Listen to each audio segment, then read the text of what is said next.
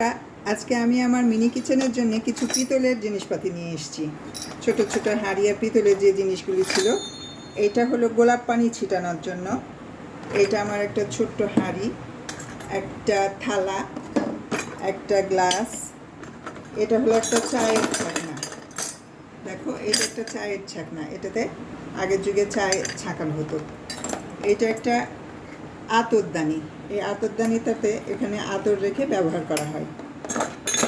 এইটা হলো একটা ছোট্ট গয়না রাখার পাত্র, এটা আমার দাদির ছিল, আর বাদ বাকিগুলো আমার শাশুড়ির ছিল, শাশুড়ি মায়ের জিনিস। এইটা একটা সুরমাদানি, এটা কিন্তু এভাবে খোলা যায়, একটা ছোট্ট তালা। এবার বন্ধুরা, আমি তোমাদেরকে একটা মজার জিনিস দেখাবো। সেটা হলো, এটা আমার দাদার আমলের একটা, এটাকে বলে নিক্তি। এটা আমার দাদার ছিল, এটা দিয়ে আগের যুগে সোনা মাপা হতো। এরপরে বন্ধুরা একটা চমৎকার জিনিস দেখাবো।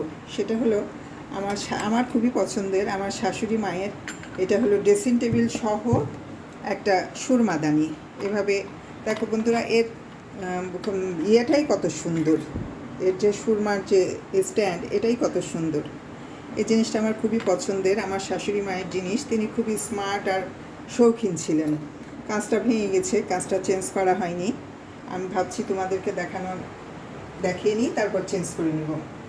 তো বন্ধুরা, আমার এই জিনিসগুলো আগের যুগে তো ছিল পিতলের বাড়িতে, আগের যুগে মাটির বাড়িতে সব পিতলের জিনিস ছিল, আর এখন পিতলের বাড়িতে সব প্লাস্টিকের জিনিস, মেলামাইনের জিনিস। এই তো অবস্থা। তো আমার জিনিসগুলো কেমন হয়েছে তোমরা কিন্তু অবশ্যই কমেন্টসে জানাবে।